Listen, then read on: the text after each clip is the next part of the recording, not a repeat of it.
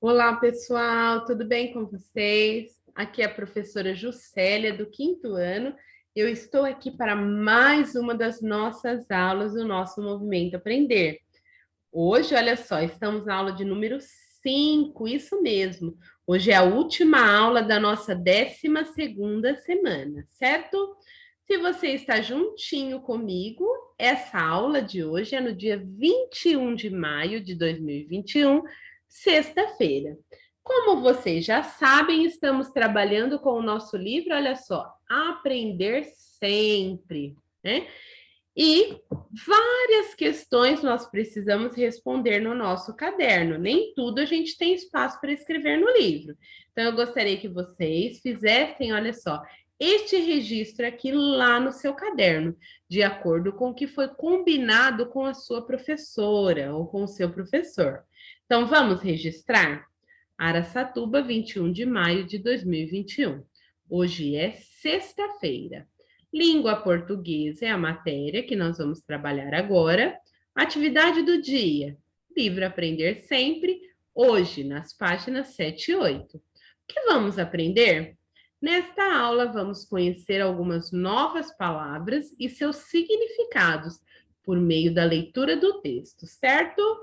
Então, registrem aí no seu material. Assim que você terminar de registrar, você pode, aliás, pausa o seu vídeo para que você termine de fazer o registro no caderno. E assim que você terminar, nós vamos começar nossas atividades de hoje.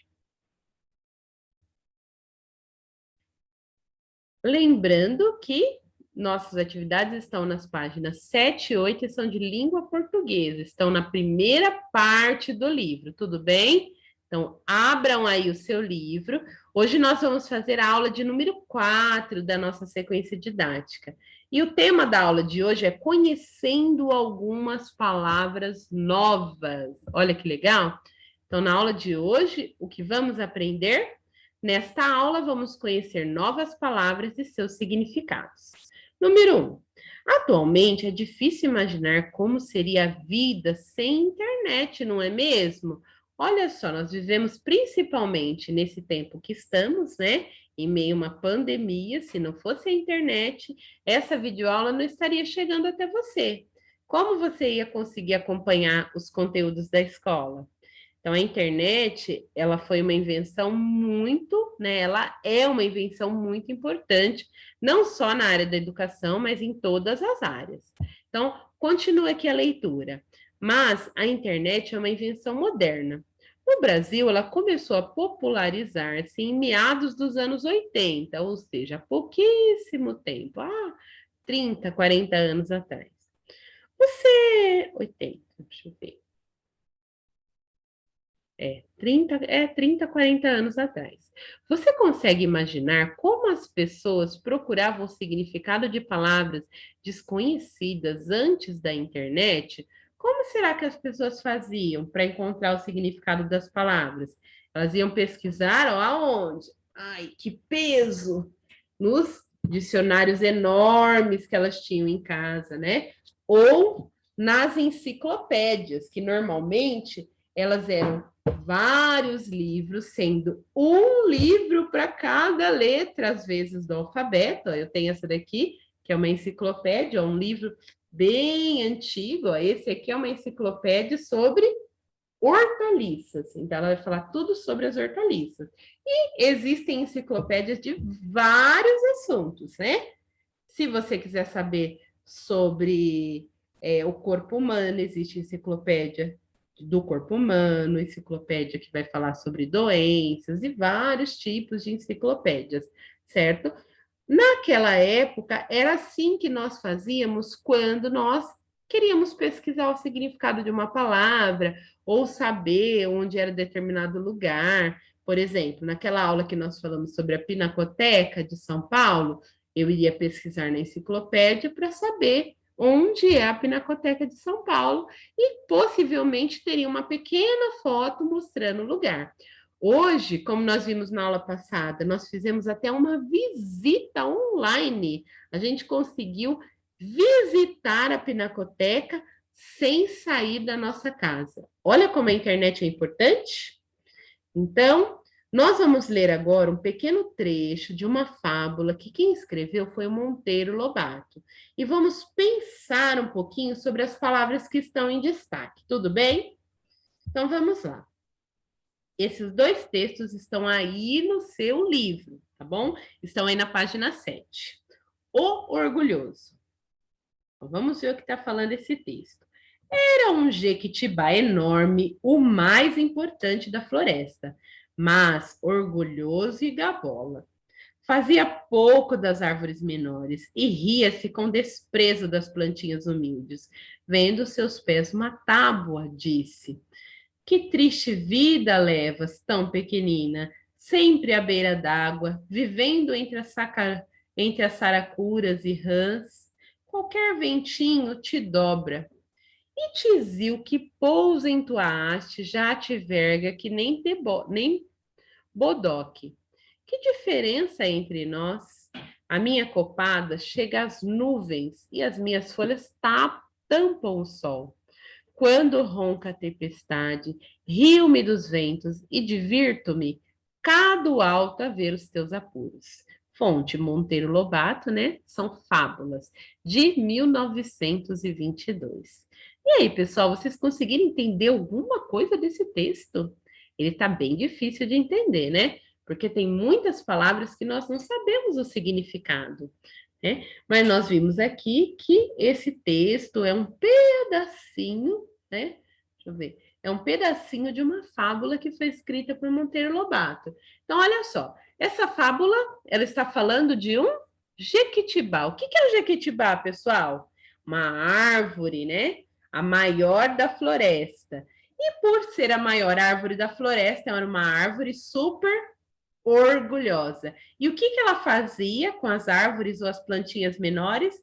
Ria das plantinhas. Por quê? Porque elas eram menores e falavam, e ela dizia que a vida dessas plantinhas era muito triste, porque elas viviam à beira d'água, né? Entre as saracuras, entre as rãs, e qualquer ventinho dobrava as plantinhas e ela logo se quebrava, né? E aí ela dizia assim: a minha copada, ou seja, a minha copa é tão grande, tão alta que chega até as nuvens e as minhas folhas tampam o sol.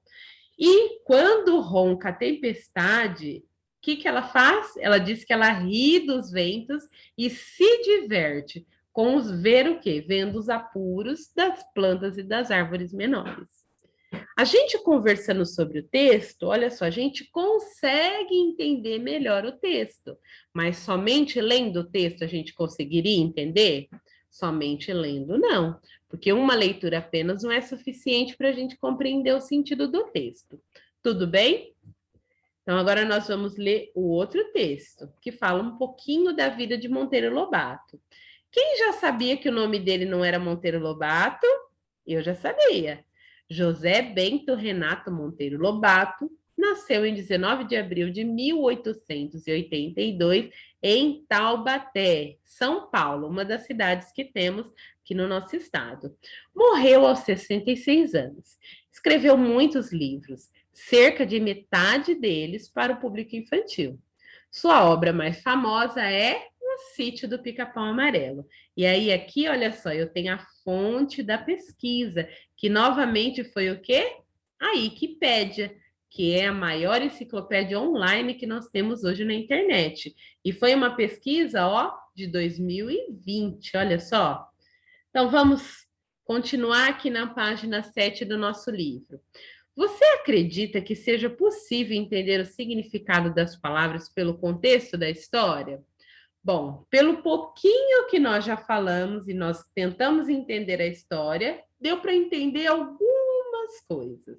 Então, volte ao texto, escreva o que acredita que possa significar. Então, você leia novamente aqui o texto. O que vocês acham que quer dizer? Ó, mas orgulhoso e gabola. O que será que é uma pessoa gabola? O que é gabola?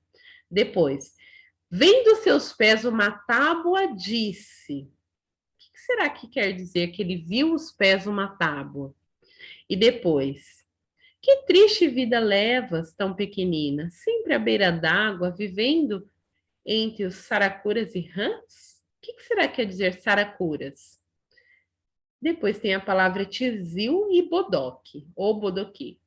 Um tizil que pouse em sua haste. O que é tizil? Que pouse. O que será que tá se referindo? Hã? Então, um tizil, quer dizer, não posso falar o que é. Que pouse em sua haste, se vergue, vai se dobrar, que nem um bodoque. O que será que quer dizer essas palavras, gente? Então, pela história, nós já entendemos algumas coisas. Então, aqui no seu livro tem um espaço para vocês escreverem. Então, volte ao texto e escreva o que você acredita que possa significar. O que quer dizer gabola? O que vocês acham? O que quer dizer a palavra tábua? Ou tabua, não sei, tábua. O que quer dizer saracura? O que vocês acham? Tizil, eu já dei até uma dica, né? Que eu falei que ele pousa ali no seu galinho fininho, que até dobra o galinho. E o que é um bodoque? O que será que é um bodoque? Bodoque ou bodoque? Aí no seu livro pede, use um marcador para grifar outras palavras do texto que você não conhece. Então, lá no texto que nós temos aqui no seu livro, você vai marcar se tem outras palavras que você não sabe o significado, tudo bem? Então, pausa o seu vídeo agora para você fazer essa atividade. Se você já respondeu essa atividade, agora nós vamos na página 8. Agora vamos ler os verbetes abaixo para identificar o significado das palavras apresentadas no texto, conforme elas aparecem no dicionário, né? Então, bodoque ou bodoque, não tem a pronúncia aqui. É uma palavra de origem árabe, que é bunduque, e noz, avelã e bolota. É isso que quer dizer, é um substantivo masculino. Quantos significados tem? 3, né? Pode ser uma bala de barro que se dispara como besta. 2, arco para tirar flechas ou balas de barro. 3, atiradeira. E aí, o que vocês acham? O que é o bodoque? Lembra que pousou no seu galinho e se dobrou como um bodoque, ó. Nós já vimos isso em alguns filmes, né? É um arco, né? Ou uma atiradeira, certo? Isso que é um bodoque. O que é saracura? É um substantivo feminino do tupi, sara, cura. Tem 2 significados. Entre parênteses, no número 1 está escrito da botânica e número 2 da ornitologia. O que será que é isso? Vocês já ouviram falar? Então, vamos pesquisar primeiro o que é isso? Vou voltar aqui na... Ah, tá. Vamos pesquisar um pouquinho? Ah, depois a gente volta para pesquisar aqui. Deixa a professora colocar aqui para a gente pesquisar. Então, olha só, nós vamos pesquisar essas 2 palavras, o significado número 1 e número 2. Botânica e ornitologia. O que será que quer dizer essas palavras? Botânica. Ó, eu pesquisei um dicionário online, até coloquei aqui para vocês, ó, a fonte, se vocês quiserem pesquisar, tá? Botânica é a parte da biologia que se dedica à análise do reino vegetal, né? Então, nós estamos falando que a saracura, no caso, é uma plantinha. Então, aí no número 1 fala que é uma planta bignoniácea do Brasil. Ou, na número 2, ornitologia, seção ramo da zoologia que se dedica ao estudo das aves. E aí, qual será que melhor se encaixa aí no nosso texto? Pensem bem. Qual dos 2 significados que melhor se encaixa com o nosso texto? Será que é o significado número 1, sendo uma planta? Ou será que é o significado número 2, né? Que é uma espécie de ave aquática, das famílias dos halídeos, aí continua, pernaltas, macrodátilas e sem membranas natatórias entre os dedos encontradas no Brasil. Que definição difícil, né? Se a gente fosse pesquisar em outro dicionário, que será que ia falar da palavra saracura, hein? Lembrando que nem todos os dicionários têm todas as palavras. Por quê? Se ele tivesse todas as palavras, ele seria um dicionário muito grande, muito pesado e de difícil manuseio, tá? PQE. Vamos ver aqui nesse dicionário se eu consigo encontrar. Saracura. Deixa eu ver. Aqui nesse aqui não tem. Saracura, nome genérico de vários frangos d'água da família dos ralídeos que habitam os pântanos, lagoas e rios. Bem mais fácil de entender o significado, né, pessoal? Aí depois tem os outros significados das palavras, ó, gabola, que é um adjetivo de 2 gêneros e substantivos de 2 gêneros, que quer dizer o quê? De quem se exibe valentias falsas ou exageradas, uma pessoa exibida. E tábua, né? Substantivo feminino. Tem aqui os 2 significados, são da botânica. É uma planta herbácea e aqui é uma planta faseolácea, que dá flores. No caso, nós vamos conseguir saber sobre qual dos 2 significados está falando? Não, porque nós não estamos vendo a imagem, então não dá para saber se seria o significado número 1 ou o número 2. Então vamos lá. Essas questões aqui, A, B, C, D, E, você vai copiar e responder lá no seu caderno. Então, o que nós vimos? Letra A, o que indicam os números abaixo do termo em destaque? Então, esses números que nós falamos aqui, pessoal, ó, esses números, ó, o que eles significam? Eles trazem o que? O significado das palavras, certo? Significados diferentes. Letra B. Como estão organizadas as palavras no dicionário? Gente, muito simples. Elas estão organizadas em ordem, ó, tem até a marquinha aqui, ordem alfabética. Letra C.